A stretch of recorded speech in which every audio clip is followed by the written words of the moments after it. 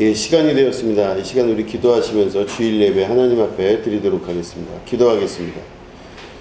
하나님 아버지 감사합니다. 주님께서 제정하신 주님의 날 우리가 함께 모여 하나님께 예배 드립니다.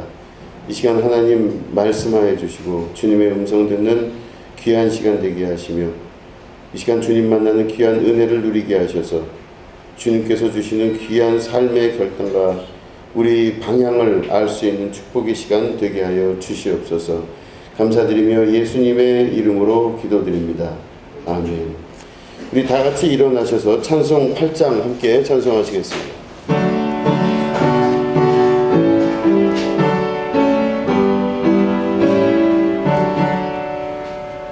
거룩 거룩 거룩 전능하신 주님, 이른 아침 우리 주를 찬송합니다. 거룩 거룩 거룩 자비하신 주님, 성삼위일체 우리 주로다. 거룩 거룩 거룩 주의 보좌 앞에 모든 성도 멸류관을 벗어드리네. 전군 천사 모두 주께 굴복하니 영원히 위에 계신 주로다. 거룩 거룩 거룩 주의 빛난 영광, 모든 죄인 눈 어두워 볼 수 없도다. 거룩하신 이가 주님밖에 없네. 온전히 전능하신 주로다. 거룩 거룩 거룩 전능하신 주님, 천지 만물 모두 주를 찬송합니다. 거룩 거룩 거룩 전능하신 주님, 성삼위일체 우리 주로다. 아멘. 여호와여, 어느 때까지니까 나를 영원히 잊으시나이까. 나의 영혼이 번민하고 종일토록 마음에 근심하기를 어느 때까지 하오며,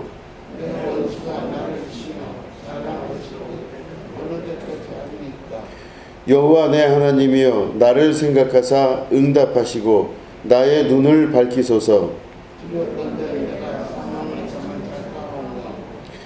두렵건대 나의 원수가 이르기를 내가 가를 이겼다 할까 하오며, 나는 오직 주의 사랑을 의지하였사오니 내가 여호와를 찬송하리니 이는 주께서 내게 은덕을 베푸심이로다. 아멘. 사도신경하심으로 신앙 고백하시겠습니다. 전능하사 천지를 만드신 하나님 아버지를 내가 믿사오며 그 외아들 우리 주 예수 그리스도를 믿사오니 이는 성령으로 잉태하사 동정녀 마리아에게 나시고 본디오 빌라도에게 고난을 받으사 십자가에 못 박혀 죽으시고 장사한 지 사흘 만에 죽은 자 가운데서 다시 살아나시며 하늘에 오르사 전능하신 하나님 우편에 앉아 계시다가 저리로서 산자와 죽은 자를 심판하러 오시리라. 성령을 믿사오며 거룩한 공회와 성도가 서로 교통하는 것과 죄를 사하여 주시는 것과 몸이 다시 사는 것과 영원히 사는 것을 믿사옵나이다. 아멘. 자리에 앉아주시기 바랍니다. 찬송 327장 함께 찬송하시겠습니다.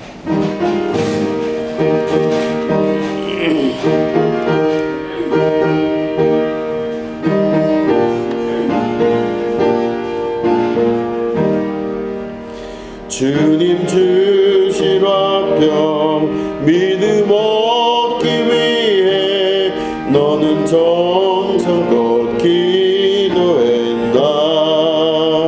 주의 제단 앞에 모두 바치기 전 복을 받을 줄 생각 마라.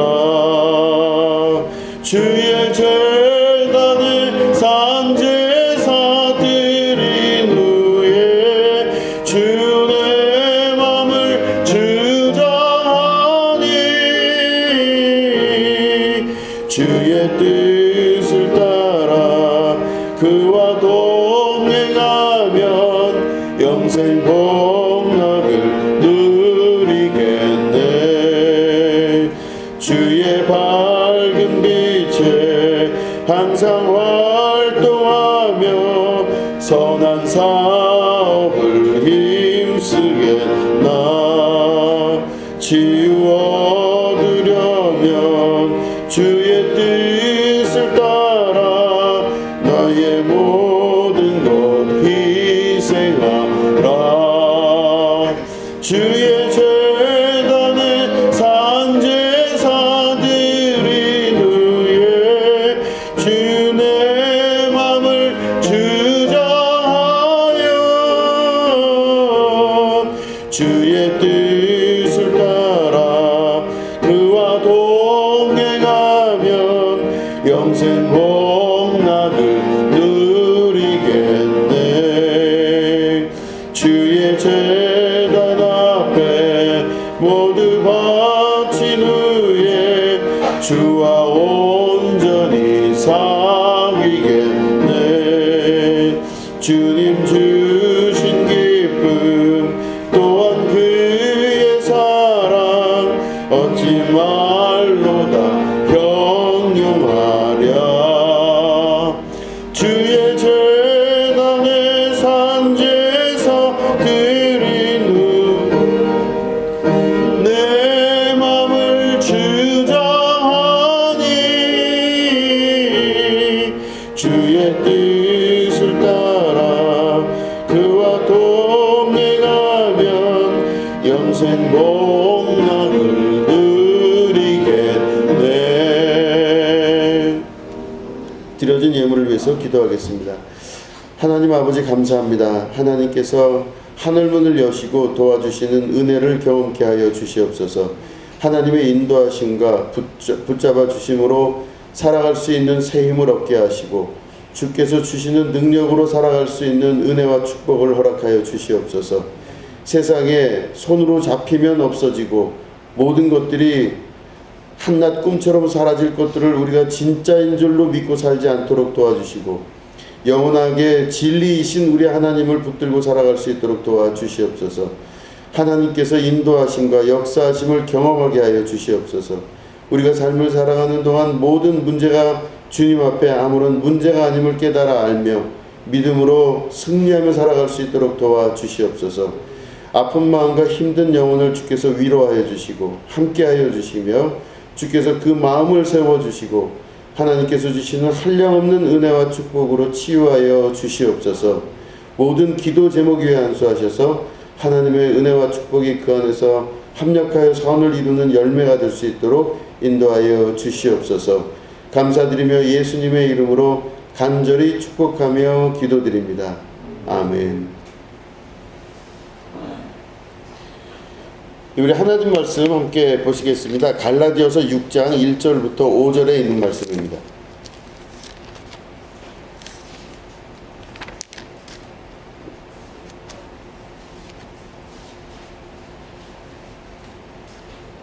갈라디아서 6장 1절부터 5절을 먼저 교독하도록 하겠습니다.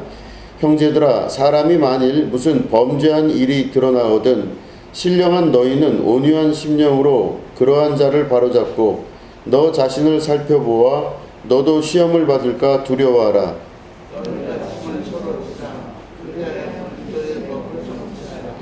만일 누가 아무것도 되지 못하고 된 줄로 생각하면 스스로 속임이라.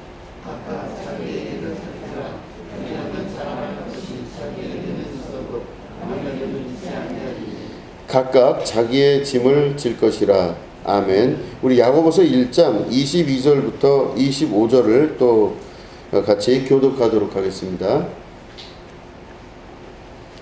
너희는 말씀을 행하는 자가 되고 듣기만 하여 자신을 속이는 자가 되지 말라.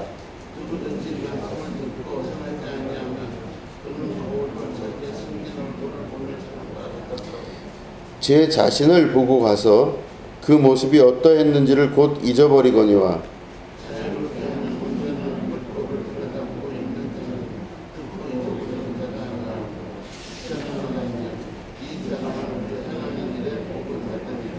아멘. 오늘은 자기를 돌아보라 라는 제목 가지고 함께 말씀을 나누도록 하겠습니다.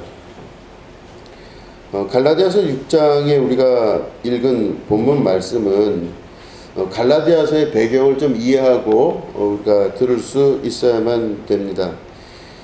갈라디아라고 하는 그 지역은 이제 행정구역상 로마의 아주 큰 우리로 치면 뭐 강서구, 양천구 하는 그 구 정도 되는, 구보다 좀 더 클 수도 있습니다. 그 정도 되는 규모의 도시라고 볼 수 있습니다. 그 도시 안에는 여러 도시들이 있습니다. 뭐 안디옥이나 이고니온, 그리고 더베, 비사디아, 루스드라라는 뭐 도시들도 그 속에 있습니다. 그러니까 우리로 치면 어떤 동을 말하는 거겠죠.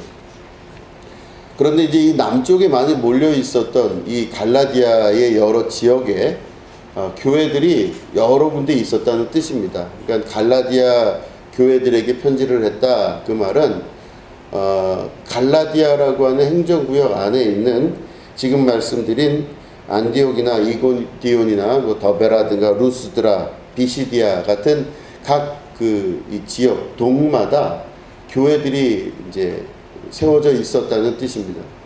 바울이 정말로 자기의 목숨을 다해서 전도하고 또 교회를 세우고 했던 그 지역에 있는 교회들을 통틀어서 갈라디아 교회라고 말합니다.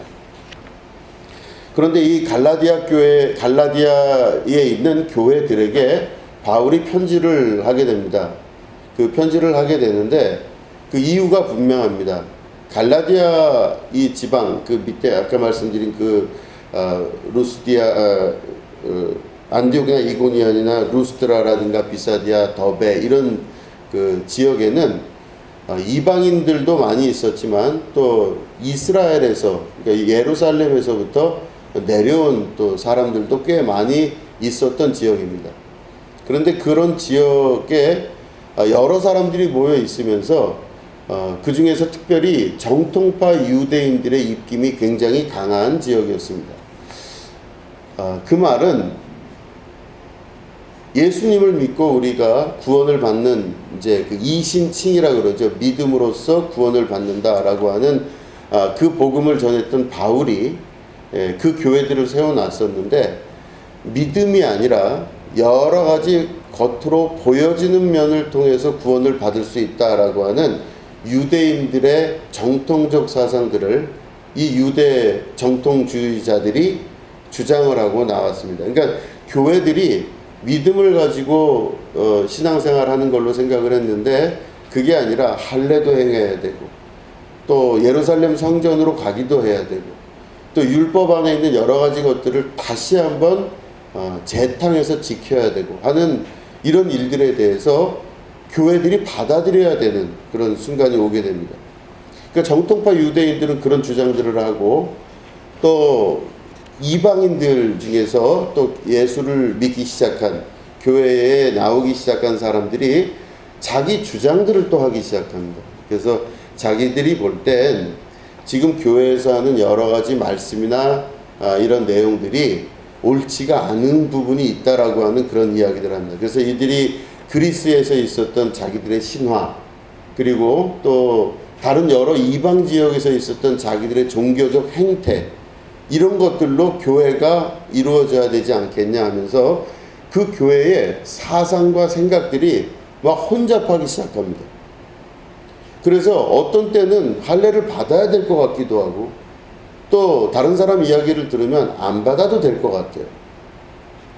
또 이 어떤 사람의 이야기를 들어보면 그 사람이 이제 이방인이었다가 예수를 믿고 또 교회 내에서 중직을 맡기 시작했는데, 그 사람이 아무 이야기를 안 하고 있다가 중직을 맡은 이후부터 자기가 원래 가지고 있었던 토속 신앙에서는 이렇게 했는데 하면서 교회도 이렇게 해야 되지 않겠냐라고 이야기를 하니까 교회의 순수성이 점점 사라지기 시작하고 혼탁한 가치관들이 난무하는 그런 상태가 되었습니다. 이게 바로 갈라디아 전체 교회들에게 닥친 중요한 문제들이었습니다. 각자 자기의 생각이 옳고 또 입김이 강하고 또 뒤에 배경되는 사람들이 많을수록 그런 것들이 맞는 것처럼 여겨지는 상황, 그런 것에 바울은 깊이 고민을 하며 이 갈라디아에 있는 교회들에게 편지를 하기 시작합니다.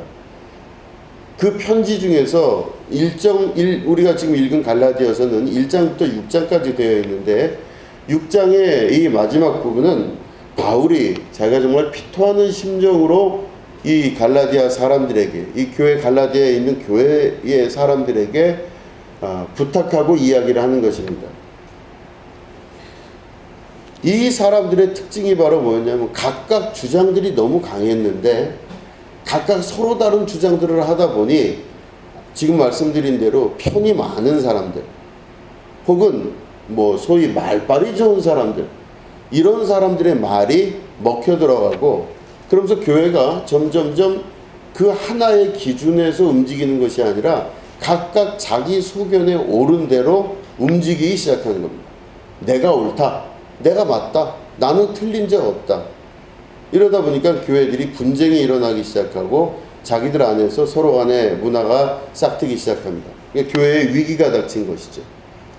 그런데 이런 교회들의, 이 갈라디아 교회들의 아주 중요한 특징이 바로 뭐냐면 율법의 중요성을 뒀던 정통파 유대인들의 힘들이 강해지면서 다른 사람들을 판단하고 비판하는 일에 아주 열심을 내더라는 것입니다. 그러니까 교회 분위기가 그렇게 된 거예요. 율법을 강조하다 보니까 율법을 갖고 뭘 하느냐, 다른 사람이 뭘 어떻게 했고 뭘 어떻게 했고 그런 것들을 빨리 볼 수 있게 되는 거예요. 아, 저 사람은 저렇고 이 사람은 이렇고 해서 율법으로 사람들을 판단하는 일이 강하게 됩니다. 그러다 보니까 서로 분열의 조짐이 있었던 교회가 이 다른 사람에 대한 비판과 판단이 점점 강해지고 또 깊어지기 시작하면서 다른 사람에 대한 판단력만 늘어나는 교회가 되고 맙니다. 그러니까 아주 무시무시한 교회가 되는 거예요. 그래서 교회를 나와도 행복하지도 않고 재밌지도 않는 거예요. 왜냐? 나오면 판단을 받으니까. 이게 쉽지가 않은 일이었던 것입니다. 다른 사람의 말들이 굉장히 중요시되는 모습으로 바뀌어지면서 자기 자신이 아니라 모든 배우는 지식이나 말씀이나 이런 것들을 다른 사람을 판단하는 판단의 도구로 사용하는 교회, 이게 바로 갈라디아 교회였습니다. 수많은 것들을 듣고 그것들을 가지고 자기의 생각으로 다른 사람을 판단하다 보니 서로 간에 이견이 있을 때는 분쟁과 분열이 일어날 수밖에 없는 것입니다. 타협이 일어나지도 아니하고 여러 가지 분열의 조짐이 일어나는 곳마다 교회의 역사가 나타나기 시작하는 것이죠. 자, 그럴 때 바울은 그렇게 권면을 합니다. 무슨 범죄한 일이 만약에 드러나거든 신령한 너희는 온유한 심령으로 그러한 자를 바로잡고 너 자신을 살펴보아 너도 시험을 받을까 두려워하라. 그러니까 먼저 해야 될 게 뭐냐면 그 범죄한 사실이 있는 사람을 바로잡는 게 당연하다고 이야기를 합니다. 그러나 두 번째는 바로 뭐냐면 너 자신을 살펴보아 너도 시험을 받을까 두려워하라 그랬습니다. 그러니까 다시 말해 화살이 다른 사람에게 가는 것에 대해서 부정하고 자기 자신에게 그 화살을 돌려라 하는 말씀을 하고 있는 것입니다. 다른 사람에 대한 판단과 비판은요, 신앙생활을 오래 할수록 그런 판단과 비판이 많아지는 것들을 우리가 경험하게 됩니다. 그래서 교회에 오래 다니면요, 교회를 너무 잘 알고 말씀을 너무 잘 알고 기준을 너무 잘 알기 때문에 그 기준을 가지고 다른 사람에 대해서 이야기할 수 있는 게 그 오래된 사람 입장에서는 편하지만 새로운 사람 입장에서는 그렇지가 않을 수도 있는 것이죠. 그렇기 때문에 그 판단을 하는 판단력 자체를, 그 칼 같은 것을 자기 자신에게로 돌릴 수 있는 그런 모습으로 바뀌어야 되는 것입니다. 그리고 뭐라고 말씀하면은 너희가 짐을 서로 지라 그리하여 그리스도의 법을 성취하라. 서로 짐을 지라고 되어 있습니다. 짐을 진다고 하는 말은 바로 십자가를 지라고 하는 뜻입니다. 자기 십자가를 지고 예수님을 쫓아갈 수 있는 것이 신앙생활입니다. 자기 십자가를 지지 아니하는 사람은 신앙생활하는 것이 아닐 수도 있습니다. 자기 십자가를 지고 그리하여 그리스도의 법을 성취하게 되는 것입니다. 자기 십자가를 지고 예수님을 쫓아간다는 건 곧 자기의 짐을 지고 그 일들을 감당해 나가는 것을 말하는 것이죠. 그렇기 때문에 이 말은 무슨 말이냐면 갈라디아 교회에 있었던 많은 사람들은 자기의 짐을 지지 않았다는 말입니다. 자기는 어떤 책임도 지지 아니하고 자기는 어떤 것도 맡지 아니하며 자기는 그 모든 것에서 자유롭다고 생각을 했던 것 같아요. 다른 말로 하면은 자기는 완벽하고 완전하다고 스스로 여기고 다른 사람에게는 무시무시한 칼날을 댔던 것을 말하는 것입니다. 그 바로 뒤에 있는 3절에 그 설명이 나옵니다. 만일 누가 아무것도 되지 못하고 된 줄로 생각하면 스스로 속임이라. 그러니까 아무것도 되지를 않았는데 된 줄로 자기 스스로 여기고 그렇게 생각을 한다면 스스로를 속이는 것이다. 이렇게 말씀하고 있습니다. 아무것도 한 것이 없고 아무것도 된 것이 없는데 자기는 됐다고 여기고 다른 것들을 판단할 줄 아는 사람이 될 때 문제가 되는 것입니다. 이것도 역시 아까 말씀드린 대로 자기 내면에 이 화살과 칼을 들이댈 수 있어야만 된다는 뜻입니다. 자기 자신을 돌아볼 수 있어야만 된다는 뜻이죠. 다른 것들이 중요한 게 아니라 내 자신을 돌아볼 수 있어야 된다는 뜻입니다. 4절에 보면 각각 자기의 일을 살피라. 그리하면 자랑할 것이 자기에게는 있어도 남에게는 있지 아니하리니. 그렇죠. 자기의 일을 살피라 그랬습니다. 그리하면 자랑할 것이 자기에게는 있지만 남에게는 있지 않다고 되어 있습니다. 그러니까 다시 말해 내 스스로가 나의 모습을 보고 스스로 자랑할 수는 있지만 나의 자랑거리가 다른 사람한테까지 자랑거리는 아니라고 하는 말입니다. 스스로를 잘 돌아보고 스스로가 자기의 마음 안에 있는 것들을 살펴봐서 그런 것들로 자기 안에 있는 자랑거리는 자기 스스로 삭힐 수 있어야 된다고 하는 것입니다. 여기서 자기 자신을 살피라 라고 하는 말은 도키마쪼라고 하는 히라보를 씁니다. 이 도키마쪼라고 하는 거는요, 검사하는 겁니다. 그러니까 예를 들어서 그 예루살렘 성 같은 데 보면 이제 밖에서부터 안으로 들어올 때 그 세무 직원들이, 세리들이 그 짐들을 관리합니다. 그래서 혹시 세금을 매길 것이 있나 없나. 그런데 아주 꼼꼼하게 뒤집니다.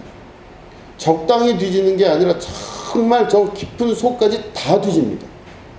그래서 이 깊이 뒤지다, 깊이 돌아보다 라고 하는 뜻이 도키마쪼라고 하는 단어입니다.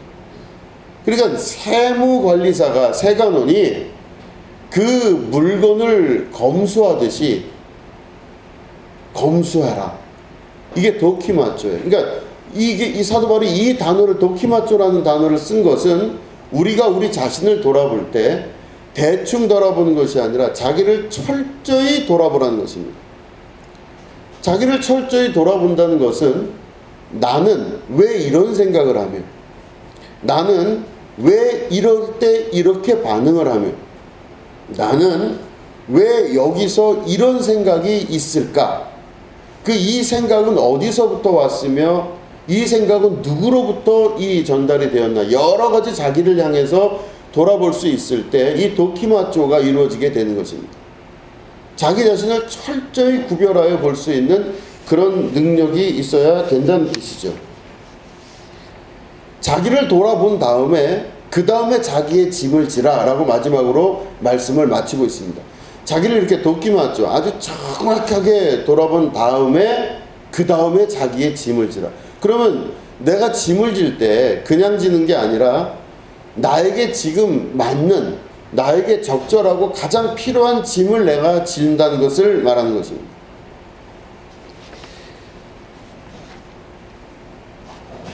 자기를 돌아보고 자기를 검수하고 자기의 생각을 잘 정리할 수 있을 때 그 사람이 주님의 짐을 함께 질 수가 있는 것입니다. 그 당시에 그래서 그 갈라디아 교회에서는요, 이런 사람들을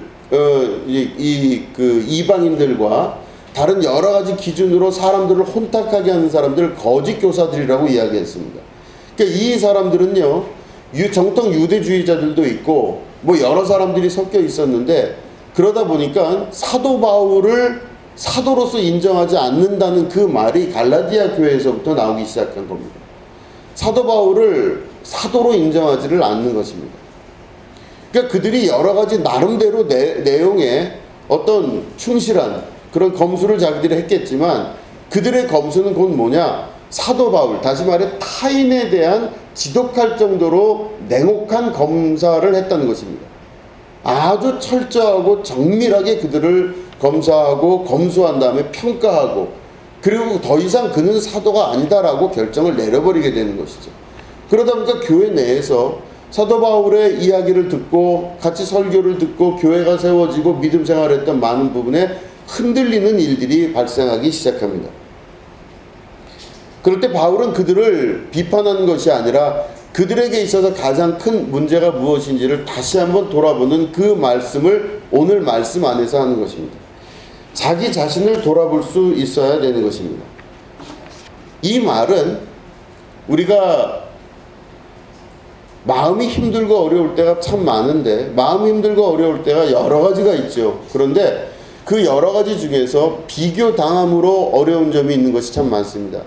그러니까 우리는 우리의 원래 이 모든 감각기관은 다 밖으로 되어 있습니다. 눈, 코, 입, 귀가 전부 밖에 있는 것들을 내 안으로 들어오기 위해서 눈과 코와 귀와 입이 있는 것입니다. 그래서 눈, 코, 귀, 입이 다 밖에 있기 때문에 밖에 있는 것들로 우리가 대부분 판단하고 평가하고 살아나가게 됩니다. 그러니까 사람을 평가한다는 것도 어떻게 보면 신체 구조상 당연할 수밖에 없는 것일 수도 있습니다. 그런데 우리가 육신에 우리의 근거를 두지 않냐고 영에 우리의 근거를 둔다면 우리는 밖으로 보여지는 것들에 우리가 반응하는 것이 아니라 마음 안에 믿어지는 것들과 하나님께서 주시는 보이지 않는 것들에 우리들의 근거를 두고 살아나가야 되는 것이죠.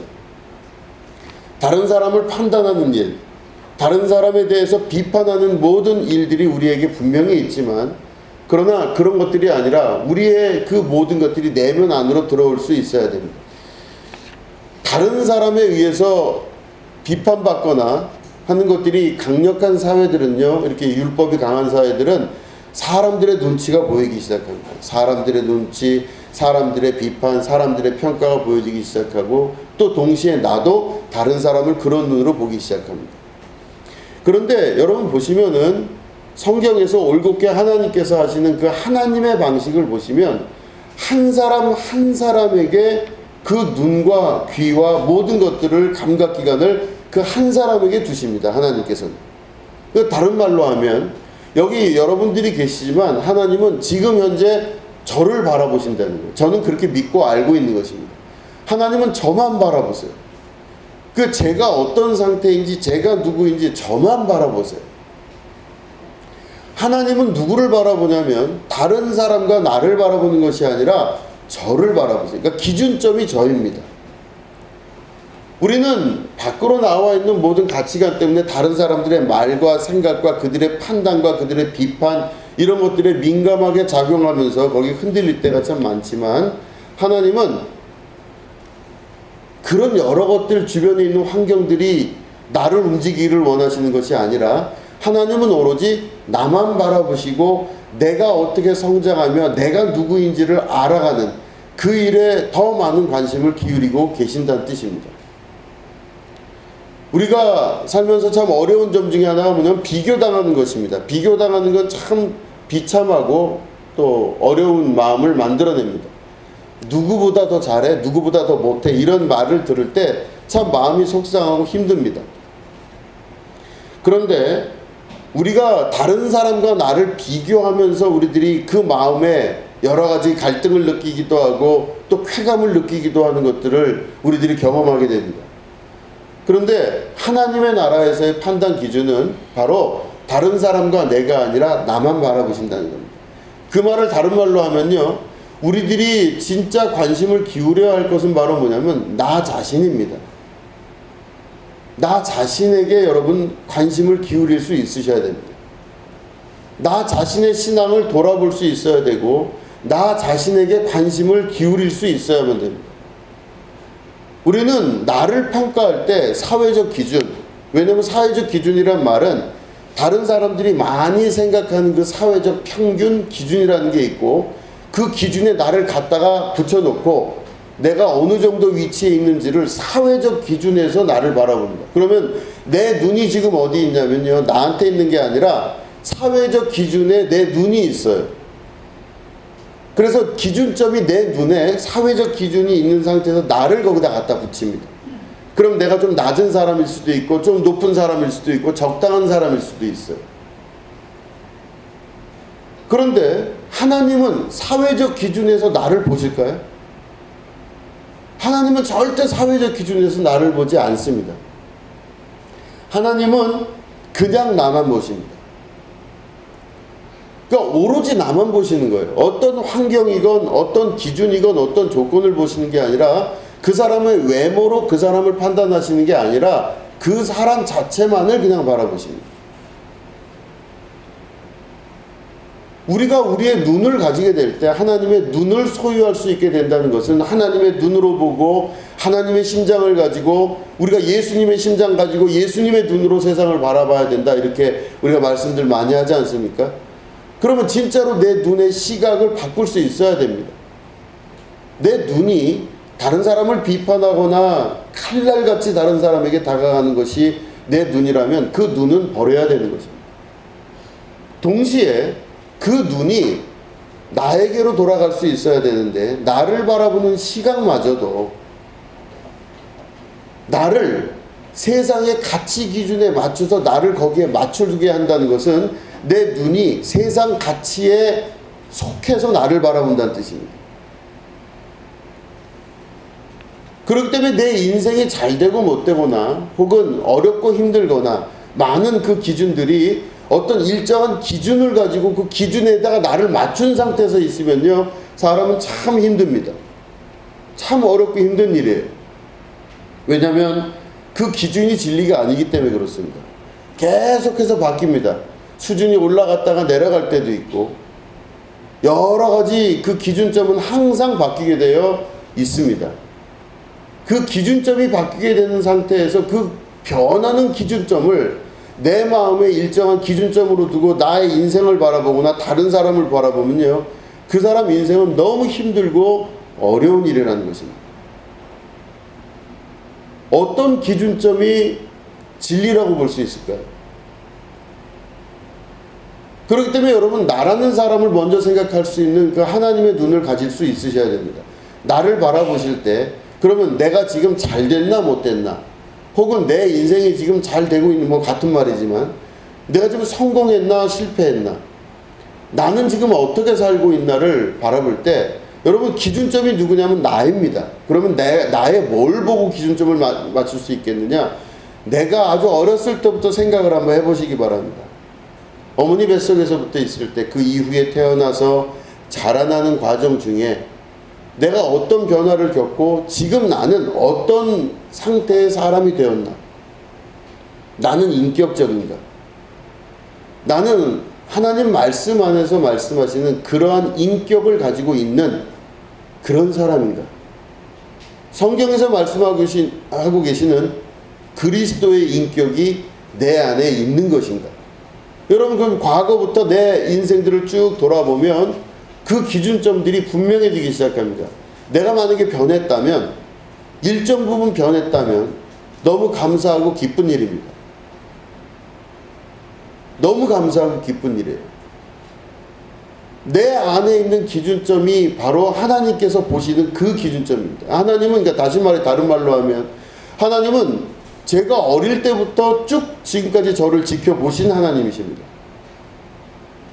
그 시절을 겪어가면서 얼마나 실수가 많고 또 실패가 얼마나 많으며 여러 가지 우여곡절을 겪어가며 어려운 일, 좋은 일, 성공한 일, 잘된 일, 이런저런 여러 가지 일들을 겪어가면서 저도 성장하고 지금까지 왔습니다.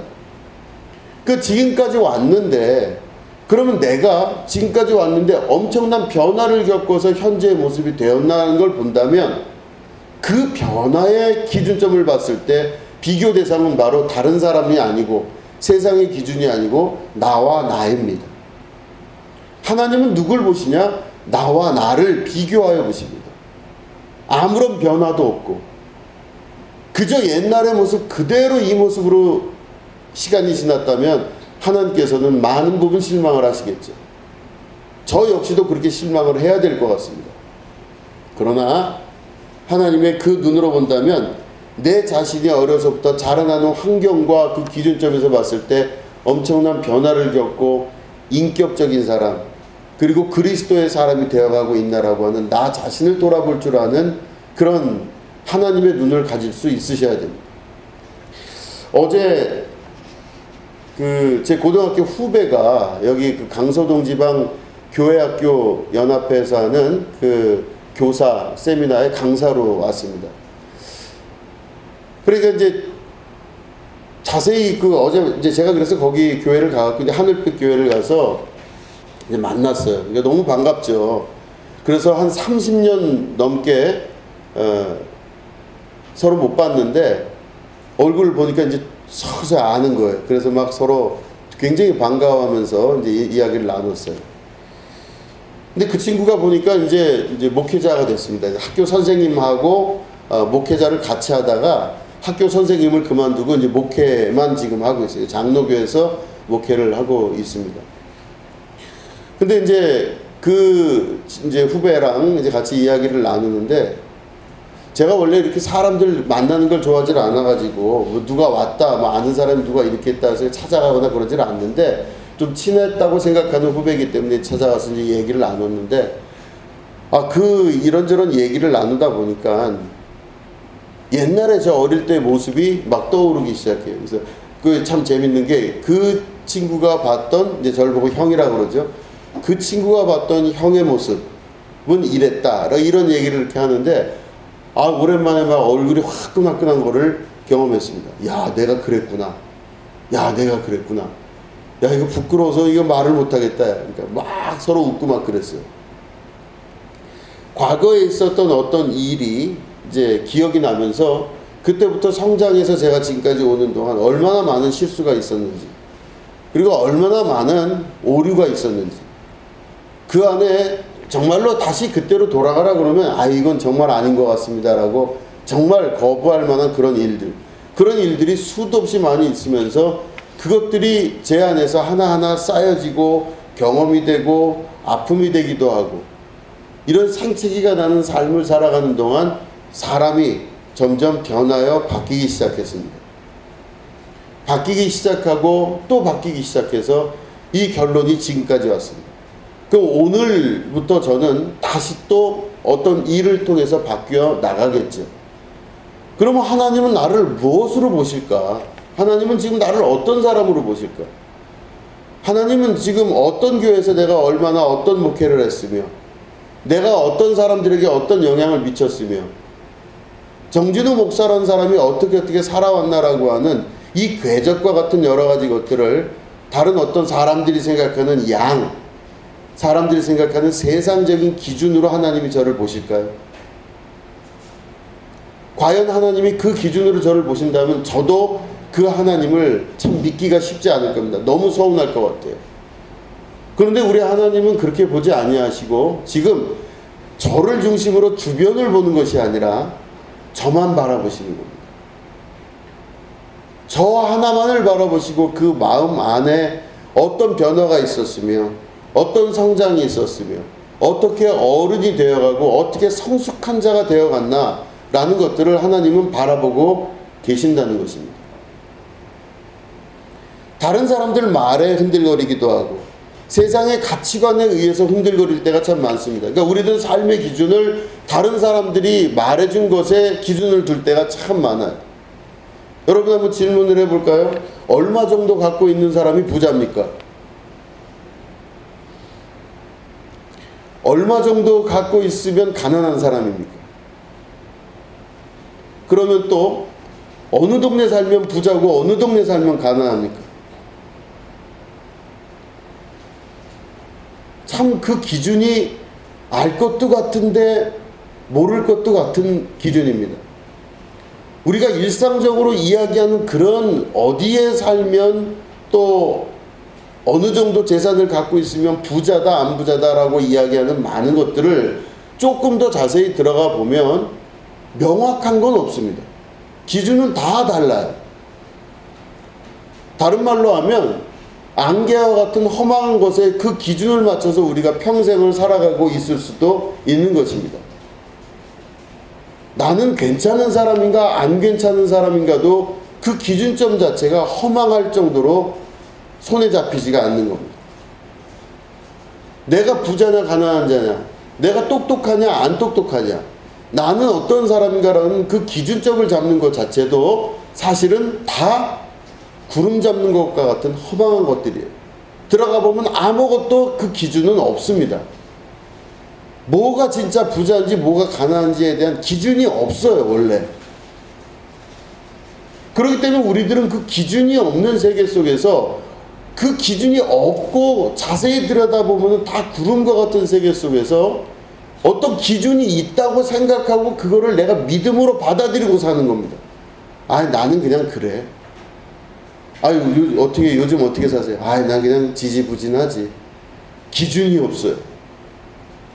아유 부자시네요. 내가 무슨 부자야. 기분은 좋지만 실제로 부자가 뭔지를 잘 모르는 상태예요. 얼마나 가난하세요? 그 가난하다는 기준도 정확하지가 않아요. 뭐가 가난한 건지에 대해서도 명확한 게 없어요. 근데 우리는 한국 사람들은 설문조사라면 대부분 다 한 80%가 나는 중류층이다 이런다며요. 기준이 없는 세계 속에서 우리의 마음을 지금도 힘들게 만들고 어렵게 하는 많은 것들이 있습니다. 오늘도 나는 그 기준에 의해서 내가 스스로 판단을 하고 평가하고 나는 이렇고 하는 또 다른 사람은 저렇고 하는 것들을 판단을 해요. 아, 저 사람은 그렇겠구나 이렇게. 근데 그 기준점이 따지고 보면 없어요. 없는 겁니다. 근데 그걸 가지고 아파하고 괴로워하고 다른 사람을 또 아프게 만들고 힘들게 만듭니다. 허망할 정도로 아무 기준점이 없는 명확하지도 않은 것을 가지고 자기 인생을 돌아보거나 다른 사람을 판단하게 됐을 때 그 모든 것들에는 이유가 없는 아픔만 있을 뿐이고 이유가 없는 고통만 따르게 되는 것입니다. 이것들을 버릴 수 있으셔야 돼요. 이 새로운 시각과 새로운 눈을 가지셔야 됩니다. 하나님의 시각과 하나님의 눈으로 바라볼 수 있으셔야 돼요. 하나님은 나를 바라보실 때 내가 얼마나 잘 살았으며 얼마나 내가 부자이며 내가 얼마나 가난하며 내가 얼마나 힘들며 안 힘들며 이런 기준점을 전혀 모르세요. 하나님은 그런 기준점을 갖고 나를 바라보시는 것이 아니라 하나님은 과거의 내가 지금의 나와 만날 때 얼마나 변화를 겪었느냐, 이 사람이 얼마나 인격이 되었으며 이 사람이 정말 성경에서 말하는 그리스도의 사람으로 얼마나 성장했느냐, 장성한 분량의 신앙으로 자라났냐, 이걸 바라보시는 거예요.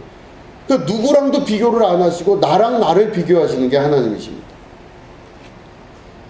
그 시각을 가지고 있을 때 하나님의 눈으로 우리가 우리 스스로를 볼 수 있게 되는 것입니다. 그러기 위해서는 우리가 다른 사람들을 기준으로, 다른 세상을 기준으로 삶의 모든 것들을 판단했던 것을 내려놓을 수 있는 용기와 결단을 하셔야 됩니다. 과감히 내려놓으셔야 됩니다. 우리가 두 번째 읽었던 야고보서 1장에서는 그렇게 말씀하고 있습니다. 너희는 말씀을 행하는 자가 되고 듣기만 하여 자신을 속이는 자가 되지 말라. 말씀을 듣고 행하지 아니하면 그는 거울로 자기의 생긴 얼굴을 보는 사람과 같아서 자기 자신을 보고 가서 그 모습이 어떠했는지를 곧 잊어버리거니와, 이렇게 말씀하고 있습니다. 말씀을 듣는 것만 하고 행하지 아니하는 사람은요, 거울을 보고 자기 생긴 걸 보고 났는데 이 사람이 자기가 돌아가서 금방 자기가 어떻게 생겼는지를 잊어버리는 사람과 똑같다, 이렇게 비유를 하게 됩니다. 자기 자신의 모습을 보고 나서 무엇을 고쳐야 될지, 세수를 해야 될지, 어디를 닦아야 될지를 다 봤는데도 불구하고 행하지 아니하기 때문에 그냥 돌아서 가지고 그냥 잊어버리고 마는 사람과 똑같다는 거예요. 그러니까 미련한 사람인 겁니다.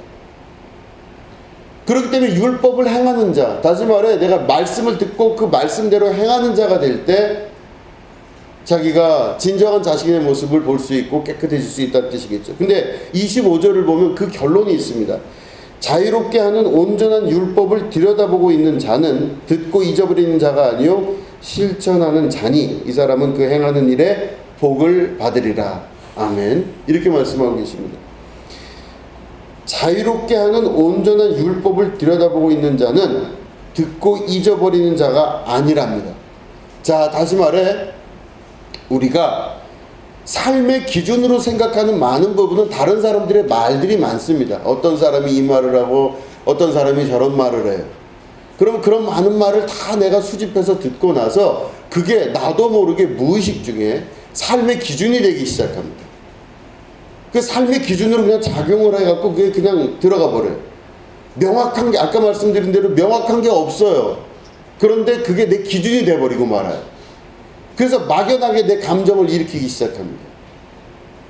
그러니까 다른 사람의 말, 다른 사람의 이야기, 또 세상이 말하는 세상의 가치, 세상이 말하는 이게 정상이다라고 이야기하는 그 정상이라고 하는 모습, 뭐가 정상인데요? 여러분, 정상이 어디 있어요, 이 세상에? 정상 없어요, 여러분. 정상이, 우린 다 정상이라고 생각하지만 안 그래요. 어디 한 군데에 다 하자들이 있으세요. 생긴 게 멀쩡하다면 성격이 하자가 있거나, 성격이 하자가 없다고 완벽한 것 같지만 또 내 안에 있는 건강상의 하자가 있을 수도 있어요. 그러니까 우리는 어느 부분에서든 다 하자를 갖고 있는 사람들입니다. 그럼 정상이 도대체 뭐냐 할 때 정상이라는 것도 정확하지가 않아요. 뭐가 정상이에요, 여러분? 아니, 아유, 저 사람은 참 똑바르게 잘 사는 것 같아. 저 사람은 참 정상이야. 아유, 저런 가정은 참 아름답고 예쁜 가정이야. 여러분, 이런 말씀 많이 하잖아요. 다 정상인 가정이, 뭐가 정상인 가정이에요? 그 따지고 보면 정상인 가정 없어요. 제가 이렇게 볼 때. 제가 목회를 지금 쭉 해서 보니까 정상 가정이 별로 없어요. 뭐 저희 가정은 정상일까요? 아니에요. 다 정상 아니에요. 뭔가가 이상한 것들이 있는 거예요, 다. 그러니까 제가 이렇게 다 뒤져보면 정상이라는 데가 별로 없는데 뭔가를 정상으로 딱 기준을 잡고 얘기를 하기 시작하니까 평생 그게 나를 괴롭히고 힘들게 만드는 거예요. 없어요, 정상 여러분.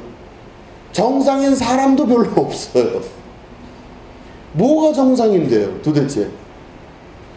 그런데 우리는 그 기준을 가지고 내 삶의 가치관으로 삼고 기준으로 삼고 그게 하나님 말씀이냐, 하나님의 대단하신 결단이냐, 하나님의 어떤 가치관이냐 우리는 생각하면서 내 가치관, 사람들이 이야기하고 말하고 거기에 휩쓸려서 결정 내렸던 많은 것들이 진짜인 줄 알고 그게 거기에 대해서 한 번도 의심해보지 않으면서 그건 정상이고 이거는 비정상이고, 이 사람은 못났고 이 사람은 잘났고, 이 사람은 성공했고 이 사람은 실패했고, 이 사람은 뭔가 대단해 보이고 이 사람은 별거 없어 보이고, 이런 기준들이 우리 안에서 끊임없이 작용을 하게 됩니다. 반복하여 말씀드리지만 실제가 하나도 없는 그 기준에 기준을 잡기 시작하면서 사람들은 자기가 그게 맞다고 여기다고 진짜로 확신하다고 여기는 그런 사람들은 힘이 세지고 여러 사람들이 많아지고 사람들이 또 여러 가지 공통된 가치관을 갖고 있다 그러면 그게 하나의 기준점으로 작용하기 시작해. 맞는 게 도대체 뭔데? 하나도 없어. 그런데 중요한 건 바로 뭐냐면 하나님의 말씀은 진리이기 때문에 하나님의 말씀에 기준을 두고 우리가 가치 판단을 할 수 있으셔야 됩니다. 율법을 내가 듣고 행하는 자. 이 말씀 보면 25절에 야고보서 1장 25절에 자유롭게 하는 온전한 율법을 들여다보고 있는 자는 그 행하는 일의 복을 받느니라 말씀하셨습니다. 근데 이 율법이 뭐라고 얘기했죠? 자유롭게 하는 온전한 율법이에요. 그죠? 자유롭게 하는 온전한 율법에 자기의 기준을 대는 것입니다. 하나님 말씀에 맞느냐? 하나님 기준으로 봐야 돼요. 사람 기준도 아니고 그 어떤 기준도 아니에요. 하나님 기준에 보셔야 돼요. 그럼 하나님은 뭘 보신다고요? 나를 보셔요. 그럼 내가 지금 얼마를 가졌냐, 뭐 키가 몇 센치냐, 잘생겼냐 못생겼냐, 내 성격이 어떠냐 이걸 보시는 게 아니라 하나님은 내가 과거부터 지금까지 어려서부터 자라나오면서 태어나서부터 지금까지의 과정을 겪으며 내가 그리스도의 인격으로 변화가 됐느냐 안 됐느냐 그거에 가장 중요한 주안점을 두고 계신다는 것입니다. 장성한 분량의 신앙에 이르게 되고 어른의 신앙으로 바뀌게 되는 것을 말하는 것입니다. 자, 그러면 이렇게 살기 위해서 우리가 어떻게 해야 될까요? 당연하죠. 지금 내 머릿속에 갖고 있는, 마음속에 갖고 있는 모든 가치관들을 과감히 내려놓을 수 있으셔야 됩니다. 그리고 질문하셔야 돼요. 어떤 마음속의 기준들이 떠오르기 시작합니다. 뭐가 정상이고 뭐가 맞고 이거는 대단하고 이건 안 대단하고 떠오를 때 그게 뭐냐고 한 번 정도는 물어보셔야 돼요. 그 막연한 게 진짜냐고 물어보셔야 돼요. 내가 부자냐 가난한 사람이냐? 나는 부자인 거 가난한 사람인 것 같기도 하고 뭐 기준이 없다는 걸 분명히 여러분 기억하셔야 됩니다. 기준이 없어요. 어떤 것 갖고 여러분들이 기준을 잡으실 거냐? 그렇기 때문에 이 막연한 가치관들이 내 마음을 꽉 잡고 있을 때 고통스럽고 아파하고 괴로워하면서 그걸 가지고 내 인생을 평가하고 하나님은 한 번도 그걸로 말씀하신 적도 없고 하나님은 단 한 번도 그 기준으로 나한테 이야기하신 적이 없어요. 그런데 나만 그렇게 생각하면서 혼자 오해하고 하나님이 그렇게 말씀하신 것처럼 인생을 살아가고 있다는 것이죠. 여러분 잘 생각해 보셔야 됩니다. 진짜 정상이 뭐고 진짜 진리가 뭔지를 생각해 볼 수 있으셔야 됩니다. 하나님은 나만 바라보신다고 말씀 분명히 하셨습니다. 나를 바라보십니다. 내 안에 있는 나를 바라보시고 속사람을 바라보신다고 말씀하셨습니다. 그 하나님 말씀을 기준으로 봤을 때 내 인생은 지금 하나님 기준에 맞춰서 성공하고 있나 실패하고 있나는 분명히 드러날 수 있습니다. 내가 하나도 안 바뀌고 그저 옛날의 생각 그대로 그걸 갖고 있으면서 내가 다른 사람 다 판단해버리고 나도 그 판단으로 그대로 살고 그리고 그 판단에 대해서 한 번도 의심해보지 아니하고 그대로 살아갈 때는요, 그 사람은 하나님 말씀 따라 사는 자가 아닙니다. 그렇기 때문에 여러분, 우리가 어떤 식으로 신앙생활하든 어떤 식으로 삶을 살아가든 어떤 사람은 아프고 어떤 사람은 어렵고 힘들고 이런 여러 가지 일들을 다 경험합니다. 그런데 거기에 나를 힘들게 만드는 그 가장 큰 문제인 나의 생각과 나의 가치관, 이거를 과감히 버릴 수 있으셔야 됩니다. 이게 맞다라고 하는 것들을 버릴 수 있으셔야 됩니다. 그걸 버리고 하나님의 뜻을 쫓아 율법에 하나님 말씀 안에 여러분들의 기준을 두고 그 기준에 맞춰서 내가 신앙생활을 할 수 있어야만 됩니다. 그게 제가 저를 어제 다시 한번 돌아봤는데 그래도 잘 자랐어요. 예쁘게 잘 자랐어요. 그 말은 지금 모습이 멋있다는 뜻은 아닐 수도 있어요. 옛날에 오죽하면 제가 그리 옛날을 생각하면서 그때보다 훨씬 나아졌다. 그때보다 훨씬 괜찮아졌다. 하나님이 날 보실 때 그때보다 지금이 훨씬 낫다. 하나님 감사합니다. 나 괜찮습니다 하는, 저 아주 괜찮은 사람이네요. 제가 그렇게 기도했습니다. 잘했을까요? 못했을까요? 잘했습니다. 자, 여러분들도 여러분 스스로들 가정과 여러분 주변에 있는 환경들, 뭐 여러 가지 것들을 보십시오. 여러분들이 비정상이라고 느끼거나 잘못됐다고 느끼는 많은 것들, 마음 아프고 막 이런 것들 있죠. 그 누가 심어준 거예요? 그 기준이 누구 거예요? 잘못된 거예요. 그거 버리셔야 돼요, 여러분. 제발 좀, 그죠? 정상은 없습니다. 여러분 따라해 보시기 바랍니다. 정상은 없다. 아이, 왜 다시 합니다. 다시. 정상은 없다. 다 비정상이다. 행복하시죠? 그죠? 그죠? 완전한 것도 없고 정상도 없고 아무것도 없습니다. 뭘 그렇게 대단하다고 이런 세계는 이 세상에 없습니다. 제가 목회자로서 겪어보고 겪어봤더니 없어요. 단 한 집도 단 한 명도 없어요. 그런 사람이 내가 있으면 진짜로 이 사람을 대단하다고 여길 텐데 없어요. 하나도.